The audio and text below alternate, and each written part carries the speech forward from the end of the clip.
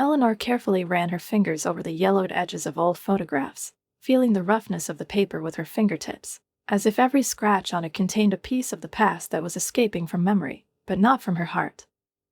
Her gaze lingered on one picture, her father, strict, trim, in a perfectly fitting suit, holding her hand, and she, still quite a girl, in a light dress with lace sleeves, laughing, looking directly into the lens. She didn't know then how much she would miss him years later, how she would find herself hearing his voice in her head getting fainter and fainter, and her memories becoming more and more blurred, like a landscape behind fogged glass on a rainy day. She sighed heavily, ran her hand over her face, wiping away a tear that had come from nowhere, and closed the album, carefully placing it on the coffee table next to a cup of unfinished tea that had already cooled, leaving a thin amber border on the edges of the white porcelain. The image of the invitation came back to her over and over again, white paper, golden letters, solemn wording, as if from another world, the world she had once been in, but had long since lost the key to it. Victoria has always been the star of the family, bright, confident, surrounded by attention and love, while Eleanor, despite her outward resemblance to her sister, remained in the shadows, habitually content with the role of an inconspicuous spectator, someone who was not remembered first, but who was remembered when necessary.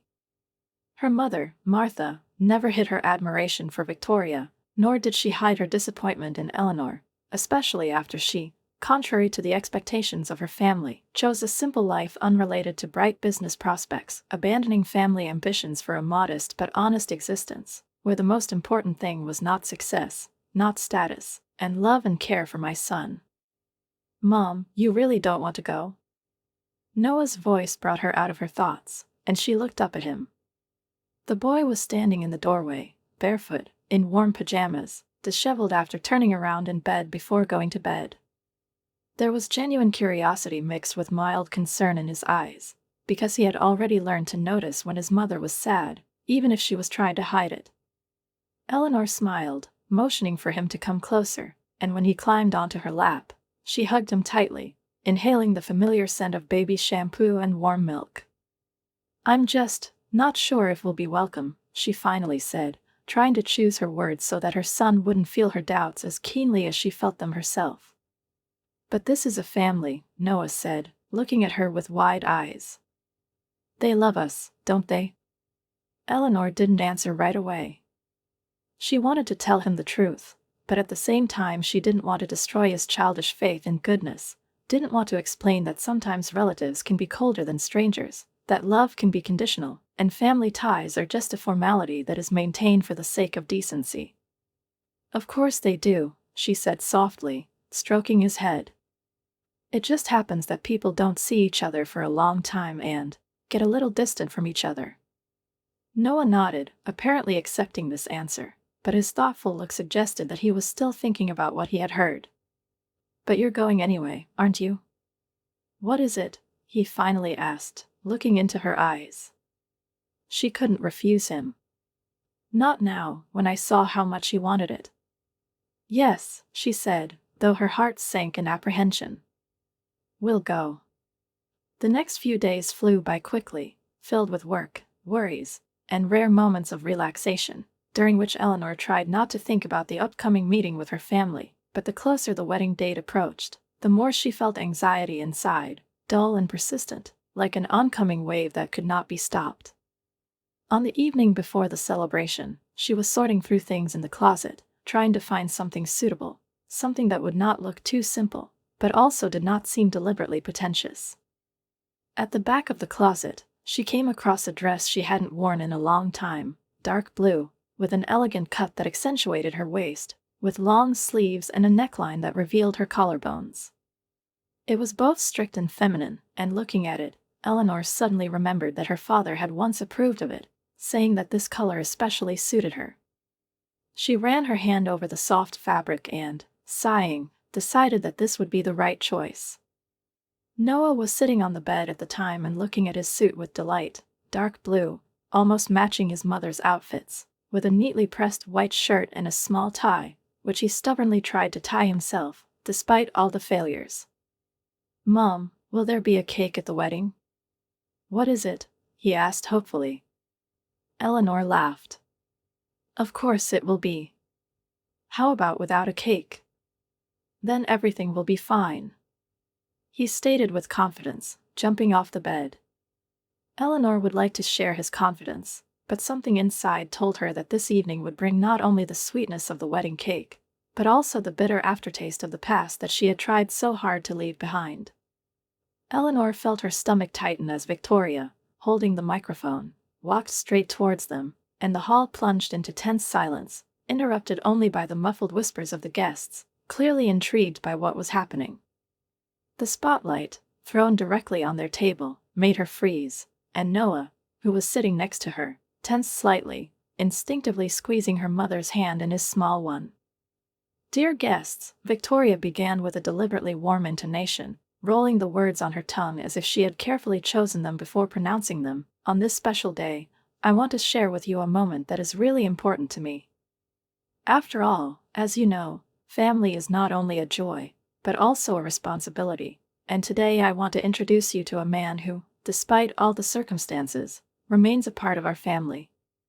Eleanor felt her fingers go cold. What's it? Humiliation under the spotlight? A revealing confession? Victoria never did anything for no reason. There was always a hidden subtext in her words, and carefully thought-out intentions were hidden behind a friendly smile. "My dear sister Eleanor," Victoria continued, turning slightly towards them and extending her hand in their direction, "and her charming son, my nephew Noah." Several people at the table started clapping politely but with restraint, as if they didn't fully understand what was expected of them. One of the guests leaned over to his neighbor and whispered something softly. Tension hung in the air. Eleanor felt a rush of heat to her cheeks, and forced herself to get up from her chair, straightening her back and squeezing her son's hand a little tighter. She didn't like this attention, this unnatural, pretentious scene that Victoria had made, but it would be weakness to retreat, and she couldn't afford weakness. "Victoria," she said calmly, meeting her sister's gaze, which she held for only a second before turning back to the audience. "I just wanted to say," Victoria continued, now addressing the guests rather than her sister herself, "that despite all the difficulties, despite the distance that sometimes separates us, real family ties remain inseparable." At that moment, someone clapped a little louder, and the audience took up the applause, as if on cue.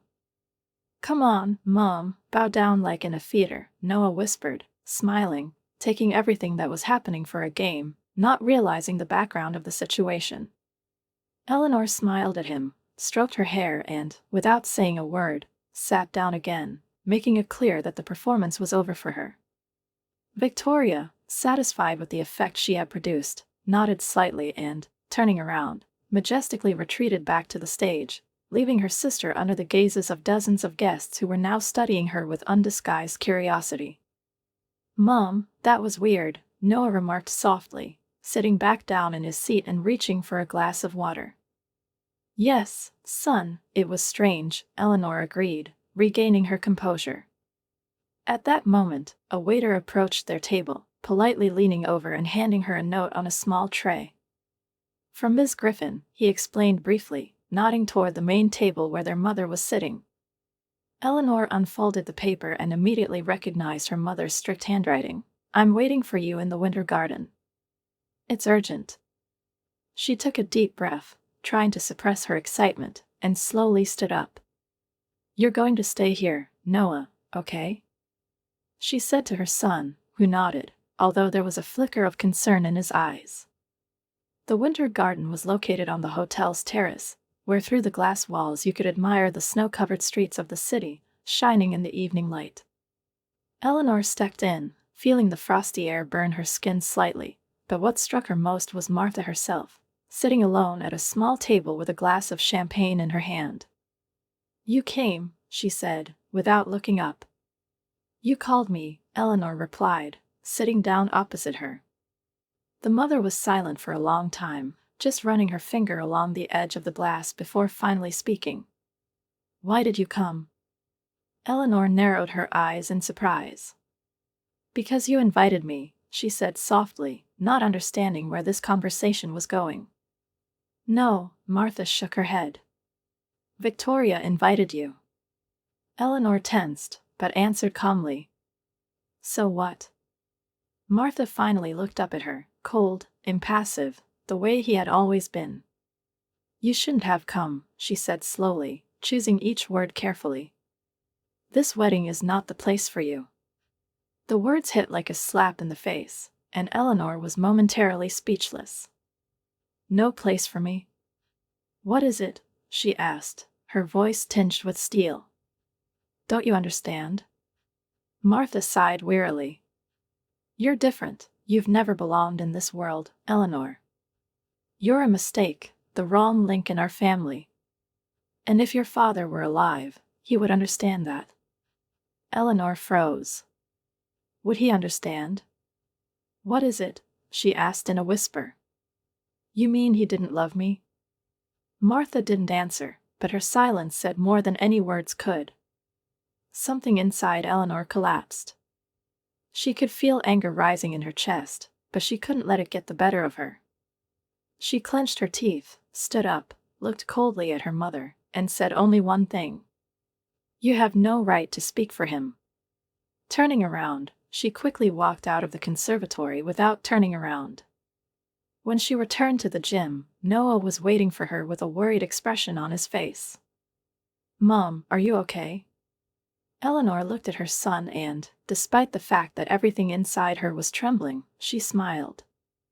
Of course, dear. We won't be here long. And at that moment, she already knew that they wouldn't stay here a second longer than necessary. Eleanor felt a throbbing pain mixed with anger in her chest, but most of all there was a lack of understanding what exactly this man was going to say, why he was talking about the will of her father, who had been gone for several years, and why he chose this moment to break the silence that had shrouded the name of William Griffin since that very night. When did he pass away? The whole room froze, tension hovering in the air, like a taut string that is ready to snap from one wrong move. Victoria, who seemed confident a second ago, now turned pale, and her impeccable posture suddenly lost its former pride. Martha, on the other hand, maintained her outward composure, but her thin fingers convulsively clutched a napkin lying on the table. What do you mean? Victoria's voice trailed off, but she quickly regained her composure and added with a tight smile, Is this the right time to make such statements, Mr. Morrison? We are all here to celebrate our wedding, not to discuss the past. James tilted his head slightly, as if agreeing with her, but there was something in his gaze that sent a chill down Eleanor's skin. That's right, Miss Victoria, his voice was flat, but there was a hint of steel in it, but the past has a way of reminding you of itself at the most unexpected moments. Especially when it comes to your father's legacy. The words legacy and father rang out loud, like a thunderclap in this gilded hall. The guests whispered, someone exchanged glances, and the groom Richard, who was standing next to the bride, frowned and glared at James. What are you trying to say? Victoria's voice sounded harsh now, like a taut string at the end of her patience. It's just that your father had a clear desire for who should own everything he left behind. James paused for a moment, letting the weight of his words settle in the air. And according to his will, which, by the way, has remained hidden until today, all his property, including this hotel, company and assets, do not belong to you, Miss Victoria, and not to you, Ms. Marta. Eleanor felt her breath catch in her throat. The hum of voices at the tables grew louder, someone gasped, someone laughed incredulously, and Victoria, whose hands were white with tension, clutching the hem of her dress, slowly exhaled. This lie. It's true. James took a folded piece of paper sealed with an official seal from the inside pocket of his jacket, and if in doubt, I'll be happy to provide you with a copy of the document. Martha, who had remained silent until then, abruptly rose from her seat. Her voice was cold, but there was a hint of uncertainty in it. This will has been changed. It's never changed, James said calmly. Your husband signed it a few weeks before his death and instructed me to make sure that his last wishes would be fulfilled. And who will inherit, in your opinion? Victoria laughed, a short, harsh, panicked laugh. James slowly turned to Eleanor. Your father was ashamed of the way you were treated. he said confidently, but there was a note of sincere regret in his voice. He wanted to correct a mistake he made many years ago, and therefore everything that belonged to him now rightfully belongs to you, Mistress Eleanor. Silence reigned in the hall, so dense that it seemed as if the air had thickened and become viscous, preventing anyone from moving. Victoria's eyes widened, Martha paled, and Richard shook his head with a strange grin. "It's impossible," Martha finally gasped. "You're lying." James shrugged his shoulders. "The documents are at the notary, Miss Griffin. You can check them at any time." Eleanor felt her insides turning over. She couldn't believe what she was hearing. Her father. Did you take care of her? Did you want her to not be the exile she was made into? And now, after all these years, after all the humiliation, this room belonged to her? Noah tugged on her arm. "Mom, is that true?" She looked into his eyes, full of childish curiosity and hope, and suddenly realized that it was really true. She is no longer that poor relative who has to endure humiliation. She is no longer someone who can be kicked out of the society, not someone who they dare to buy at auction. She stood up slowly. "I think it's time for us to leave," she said, but this time her voice sounded different. Victoria took a step towards her, clenching her fists. "You're not going anywhere." Eleanor looked at her. "You're wrong. Now I can go wherever I want." She took Noah's hand, nodded her thanks to James, and headed for the exit. People made way for her. Some looked at her with curiosity, some with envy, some with respect. Victoria and Marta remained standing in the middle of the hall, unable to move. When Eleanor went outside, the frosty air touched her face. She took a deep breath, feeling the freshness rush into her lungs. "Mom, are we going to live in the castle now?" Noah whispered. She laughed. "No, son, but now we have the opportunity to live the way we want." And for the first time in a long time, Eleanor felt that her fate was no longer in someone else's hands. "Have you done anything wrong?" James's voice was not loud, but there was such an inflexibility in it that even the boldest whispers in the audience instantly subsided, giving way to tense silence. "Then let me explain exactly what was done according to these documents." He unfolded another piece of paper, carefully running his finger over it, as if emphasizing each point. "Over the past 3 years, transfers have been made from various Griffin Enterprise accounts to the personal accounts of Martha Griffin and Victoria Griffin. These amounts, according to the submitted accounting reports, were listed as corporate expenses, but as you can see," he pointed to the screen where the numbers flashed, "many of them went to pay for luxury goods, real estate abroad, private flights and other expenses that have nothing to do with business." Victoria gripped the edge of the table, her face contorted into a mask of horror. It's impossible." Her voice was trembling, but she was still trying to hold on. "This is a mistake." "Is this a fake?" "Is it a mistake?" James raised an eyebrow, but his tone remained steady, confident, like a granite wall against which it was useless to beat. "Then perhaps you can explain why the accounts to which these amounts were transferred are registered in your name? Why was one of these transfers made only 2 weeks ago, despite the fact that, according to your own statement, the company has already completely passed into your hands?" Martha clenched her teeth, her fingers clutching the arms of the chair convulsively. "This is our business," she hissed, forgetting about her outward composure. "We have the right to dispose of funds as we see fit." "Of course," James agreed calmly, "but only if these funds really belong to you. However, as the will shows, the main owner of the company is now Miss Eleanor Griffin. This means that any misappropriation of assets is subject to criminal liability." The hum in the hall was growing, the guests were talking excitedly, someone was stealthily filming what was happening on the phone, and someone was just shaking his head in shock, unable to believe such a rapid turn of events. Richard, who had been in the shadows, suddenly stood up abruptly, pulling his hand out of his father's grip. "Victoria," his voice was low, but there was a sharp, icy note in it. Is that true? What do you mean? Victoria turned to him, her lips trembling. I'm asking. He stepped closer. Now his eyes were fixed on her face with a kind of frightening expression. Did you really steal money? You and your mother?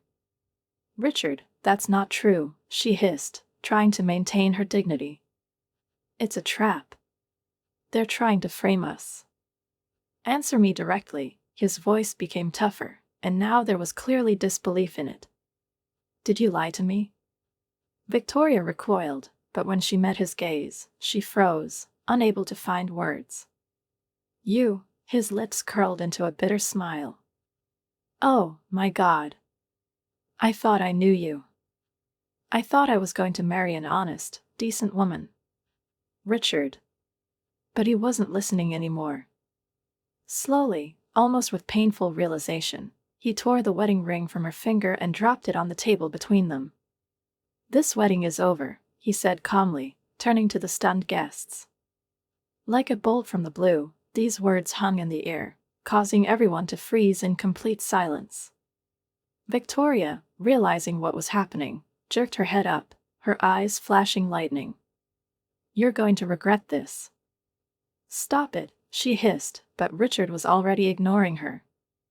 At that moment, the judge, who had previously been introduced by James, got up from his seat and slowly walked towards the stage. I think we should immediately review all the evidence presented, he said, his voice resonant and authoritative.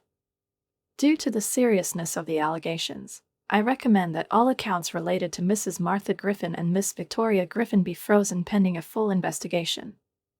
No. Martha jumped up, her face flushed with rage. You have no right. I have every right, Ms. Griffin, the judge looked at her coldly. Moreover, both of you are subject to immediate interrogation as part of the investigation into financial fraud. Victoria and Marta froze like cornered predators, realizing that their world was crumbling before their eyes. I stood clutching Noah's hand, feeling the chaos unfold around me, but inside I was strangely calm.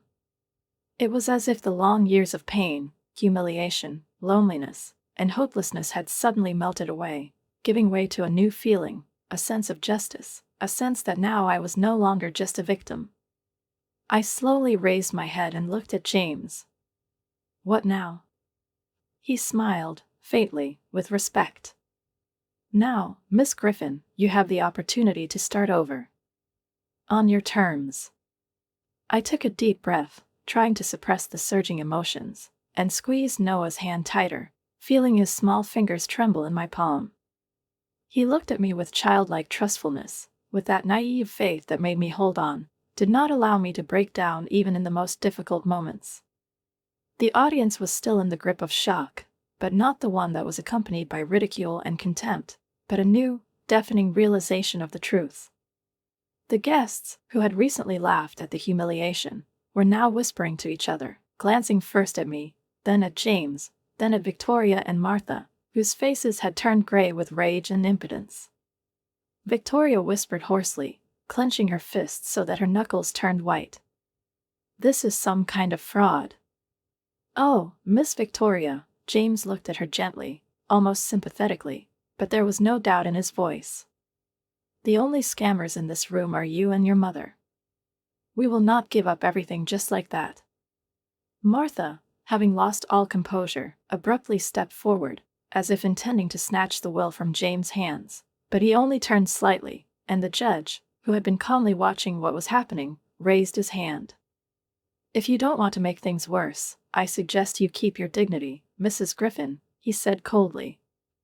All assets that were illegally appropriated by you and your daughter will be frozen and returned to their rightful owner. You can't prove anything. Martha squealed, her lips trembling. You still don't understand, do you?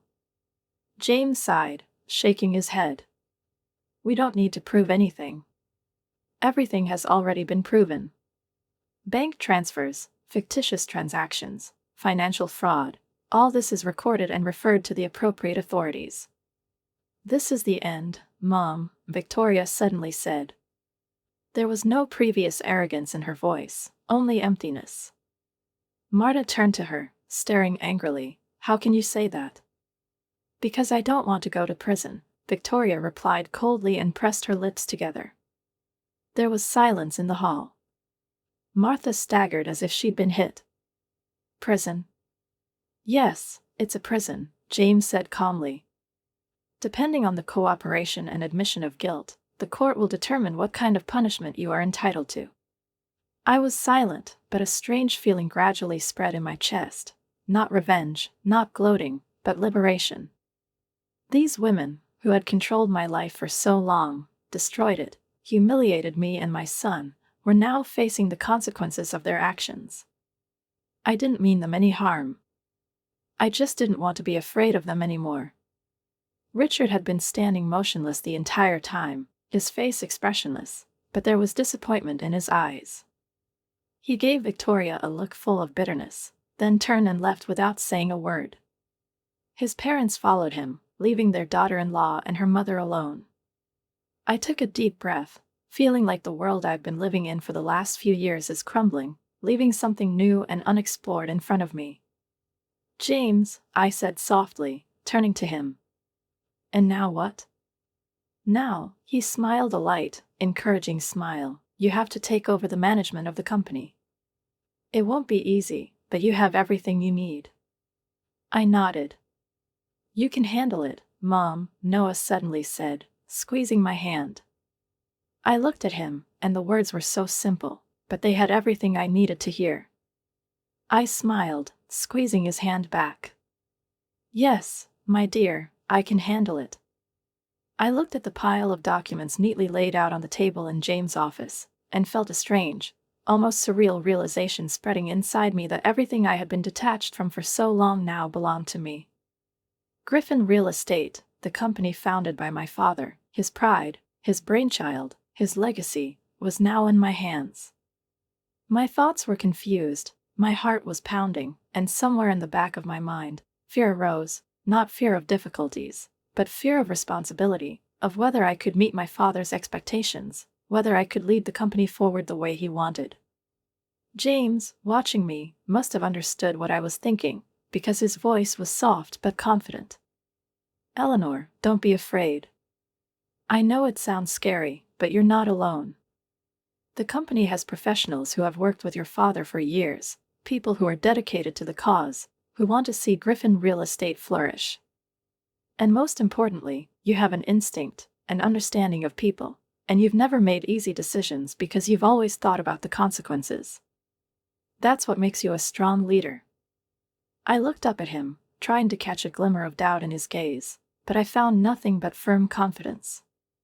I remembered how my father taught me to analyze people, how he said that in business it's not enough just to know numbers well, you need to see through people, understand their motives, their fears and desires. "I have no right to make mistakes," I said softly. "You have the right to make mistakes," James said, "but you don't have the right to give up." I nodded. Yes, he's right. I'm no longer the girl who was once disinherited, kicked out of the house, and forced to start life from scratch. I've been through too much to let fear rule me now. The secretary cautiously looked into the office. "Miss Griffin, you have a meeting with the executive board in 20 minutes. I took a deep breath. This will be the first meeting where I will officially announce myself as the new owner of the company. Thanks, I'll be ready." When the door closed behind the secretary, James smiled. "You can handle it." I wanted to answer, but at that moment the door opened again and Noah came in. He rushed to me, hugged me around the waist and looked up at me with his big brown eyes. "Mom, are you going to be in charge now?" I ran my hand through his blonde hair, smiled, and nodded. "Yes, baby, I'm in charge now." He looked at me seriously, as if weighing my words, then suddenly smiled and said with a confidence that I myself did not yet possess, "Then everything will be fine." I laughed, but my laughter was full of emotion, and somewhere deep in my soul I realized that these simple words of my son would become for me the very beacon that would not allow me to lose my way. Half an hour later, I was standing in the conference room in front of members of the board of directors, people who had worked side by side with my father for years, who had seen the ups and downs of the company, who now looked at me with different emotions: curiosity, doubt, and some even with hope. I glanced at James, who was invisibly supporting me, then turned my gaze to the audience and said in a firm voice, "Good morning. My name is Eleanor Griffin, and from now on I will run this company." There was a short pause, but no one objected, no one grinned, no one doubted my words. I continued, feeling my confidence grow with each word. Griffin Real Estate has always been more than just a business. This is my father's legacy, his dream and his work. I know that times are difficult now, that the company has gone through upheavals and trials, but I am sure that we can overcome everything if we work together. I'm not going to change everything right now. I'm not going to act hastily.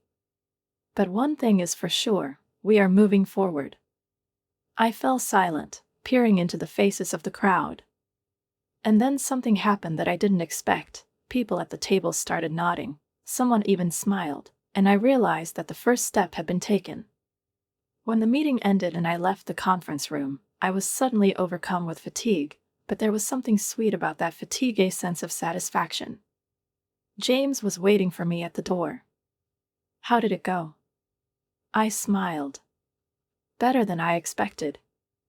"I told you," he winked. I grinned and suddenly felt my heart fill with warmth. For the first time in a long time, I felt like I was exactly where I should be. The room was dim, sticky, filled with the smell of long-stale coffee and a slight musty smell that appears in places where windows have not been open for too long. Martha slowly ran her hand along the windowsill, feeling the rough surface under her fingers, which was no longer hidden by expensive furniture or the finest silk curtains. This was her new existence, small, cramped, faceless, imbued with a sense of lost possibilities and an irrevocably departed past. There was a thud behind her as Victoria threw an old newspaper, obviously reread many times, onto the table and said irritably, "They're writing about her again." "About this." "St. Eleanor, about her charitable foundation, about the new era of Griffin Real Estate." Martha turned slowly, her gaze, once full of arrogant superiority, now heavy, tired and almost extinguished. "And what do you suggest?" "What is it?" she asked coldly. Victoria clenched her teeth, clenched her fists and suddenly hit the table with all her might. "She stole everything from us. Everything that was supposed to be ours. We were supposed to live in luxury, not vegetate in this miserable bedbug." Martha grinned, but there was no joy in the sound, only bitterness. "She didn't steal anything from us, Victoria. We tried to steal it from her, and in the end we were left with nothing." My sister flushed and wanted to object, but when she met her mother's icy gaze, she abruptly fell silent. There was a long, lingering silence, filled only with the muffled sound of rain outside the window. And in the center of Boston, in a spacious, bright office located on the top floor of the Griffin Real Estate building, Eleanor was at that moment looking through another project, drawings of a new residential complex, which was supposed to be the first milestone in her big plan to create affordable eco-friendly housing. "This is a bold move," James said thoughtfully, sitting across from him and carefully studying the documents. "Many companies would prefer not to get involved with such a complex project. There are too many risks." Eleanor looked up from the drawings and looked at him. "Do you think I'm making a mistake?" He chuckled and shook his head. "No. I think you're the only person who can do that." She smiled, but deep down she knew that this was just the beginning. There was still a lot of work ahead, many decisions to be made, and not all of them would be easy. "I'm meeting with investors tomorrow," she said, diving back into the project. "They want to hear my arguments." "Are you sure they will support this project?" Eleanor looked at him, and the familiar steel fire flashed in her eyes. "They will support you. Because I won't give them any reason to doubt." That evening, when she returned home, she was greeted by Noah's joyful laughter. He was playing with James, running around the living room with a toy airplane in his hands. "Mom." James showed me how to make paper airplanes properly. "Look." He launched the plane, and it flew smoothly across the room, landing gently on the sofa. Eleanor laughed, went up to her son and hugged him. "Good job, kid." Noah suddenly looked up at her seriously. "Mom, would Grandpa be proud of me?" She felt her throat tighten, but she smiled, patted her son on the head and replied, "Grandpa would be more proud of you than you can imagine." Noah nodded thoughtfully, and then started playing again. Eleanor turned to James, who was watching them with a soft smile. "Thank you for spending so much time with him," she said softly. "It's not a burden," he replied. "I'm glad to be around." She nodded, but something in his tone made her look at him for a long time. At that moment, she realized that in all these months, James had become for her not just a friend, not just an advisor or a person to whom her father had once entrusted their fate.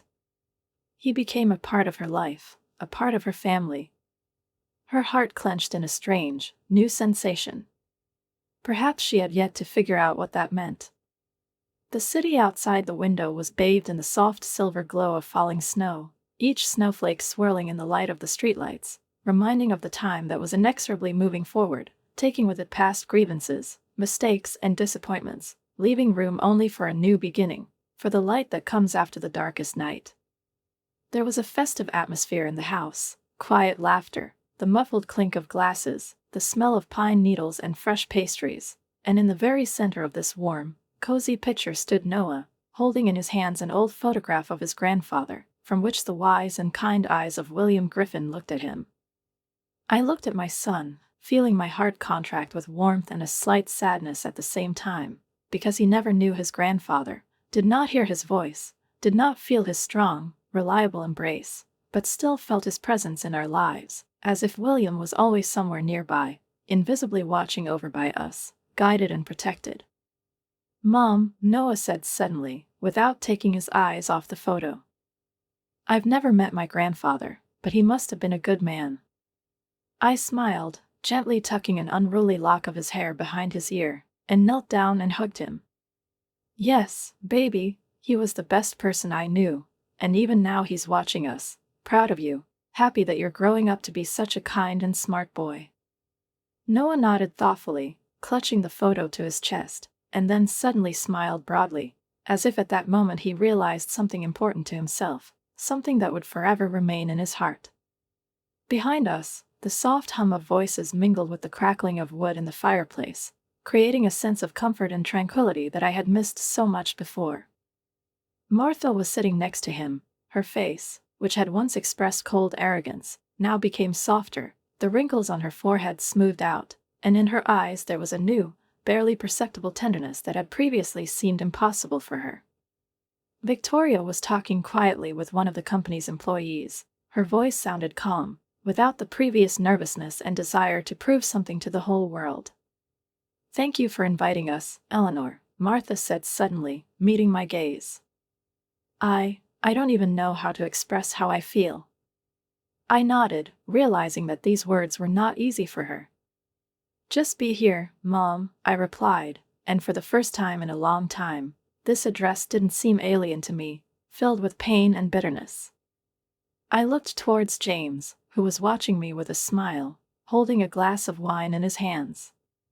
There was something special in his gaze, not just admiration or friendly support, but something deeper, real, something that I might not have noticed before or didn't want to realize.